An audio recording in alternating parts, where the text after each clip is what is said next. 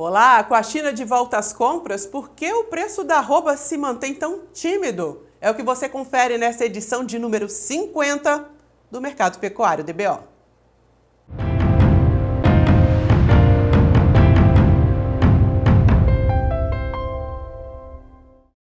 Em São Paulo, o boi gordo é comercializado a R$ 275. Grande parte dos animais produzidos no estado vem de confinamentos e, nesse momento, nós temos uma oferta menor, mais restrita. Quanto mais distante da praça de referência, São Paulo, maior é a diferença nos preços. Pará e Tocantins trabalham com o preço médio da arroba em R$ 240, R$ 250. Para o animal padrão China de até 30 meses, o ágio de 15 até 20 reais se mantém, independentemente da região. Mas aquela alta dos preços tão esperada com a volta da China, por que ela não aconteceu? Sobre esse assunto a gente conversa com o zootecnista e sócio da Radar Investimentos, o Douglas Coelho. Douglas, bem-vindo ao Mercado Pecuário DBO. Muito se esperava uma explosão dos preços com a volta da China depois de 30 dias de suspensão. Isso não aconteceu. O que dá para esperar daqui para frente, já que podemos dizer que essa é a primeira semana útil do mês de abril? Olá, Juliana. Olá a todos os amigos da DBO. É sempre um prazer falar com vocês. A gente saiu de um susto ali depois do carnaval. Houve animais que ficaram represados durante esse tempo. E a volta da China nada mais foi que retomar um cenário que já havia sido visto, já havia sido acordado antes, né? Então foi uma interrupção que apenas retomou. A gente não teve mais plantas habilitadas até o momento, né? Teve alguma em Rondônia, ou no Espírito Santo, no Paraná, mas foi espaçado. Então, a volta da China fez com que esse pecuarista que estava retendo esses animais conseguisse negociar um pouco melhor, se era um negócio aí de 295, 300, 290, né? A indústria viu essa volta como oportunidade de reforçar os laços e garantir essa matéria-prima para esse importante importador. Então, a gente viu as escalas andando, o pecuarista mais disposto a negociar esses preços na banda de cima. A gente viu, sim, o mercado, no primeiro momento, dando um solavanco de alta e depois acomodando um pouco mais.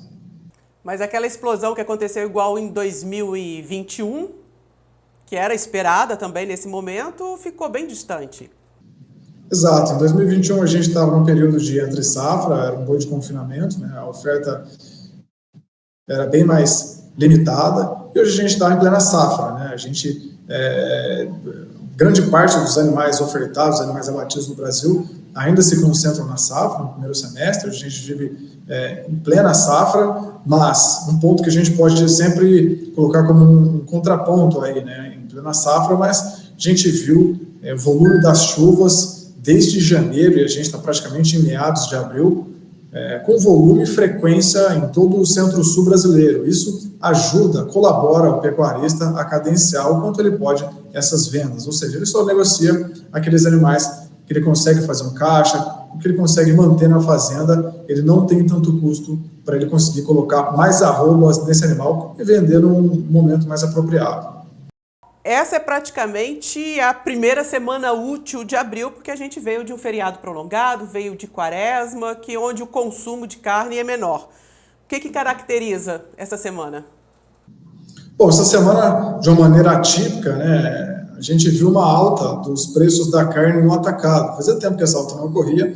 Essa alta veio num momento que vai contra o que a gente sempre viu historicamente, que é na Semana Santa o movimento fica mais fraco e os preços caírem. A gente teve sim uma alta contida dos preços da carne no mercado atacadista, justamente em função dos estoques ligeiramente mais equilibrados, uma exportação para a China retomando, deixando esses estoques um pouco mais enxutos, né? Então a gente viu sim uma alta do preço da carne no atacado durante essa semana, durante a semana anterior. A movimentação foi surpreendentemente positiva, mas quando a gente olha para o varejo, houve variações negativas, né? Os preços da carne no varejo tiveram ligeiros recuos entre 1% e 3%. Possivelmente, isso ajudou também a enxugar os estoques, né?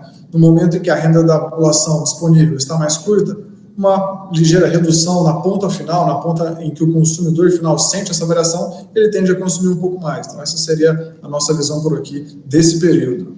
E qual a tendência para o restante do mês, enquanto a gente ainda tem pasto disponível? Exato. Para o restante do mês, a gente espera que o consumo deve continuar praticamente na mesma toada. Acho que quem manda bastante nessa intenção de consumo nada mais é que a renda disponível da população.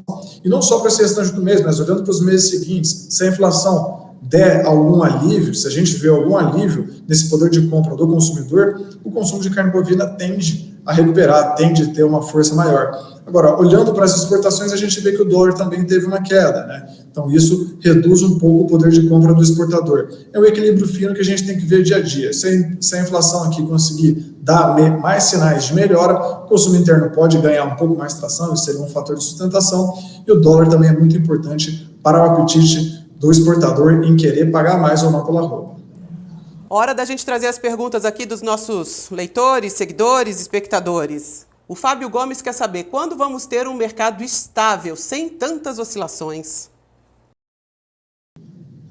Bom, é uma pergunta boa do Fábio, mas é uma pergunta difícil de responder também. Acho que esse mercado ele é muito volátil, é um mercado de dia a dia. Quando a gente olha por parte dos analistas, né, os analistas de mercado, a gente está vivendo um momento agora de ciclo de maior oferta, né, de fêmeas, de animais para o mercado interno, até mesmo de reposição. Então, isso gera uma maior atratividade para aquele pecuarista de ciclo completo, para aquele pecuarista recriador que olha para a reposição com bons olhos. A gente tem também uma retomada da China com mais vigor nesse momento, né, após um susto da carne fraca. Então, isso não gera estabilidade, pelo contrário, gera volatilidade, né? E a volatilidade que traz oportunidade, seja para quem quer colocar mais bezerros dentro da sua fazenda, ou para aquele pecuarista que está esperando o preço subir um pouco mais e vender os seus animais. Então, estabilidade geralmente ocorre num período em que os fatores, que os fundamentos estão mais calmos, né? Isso que está acontecendo agora. A gente tem,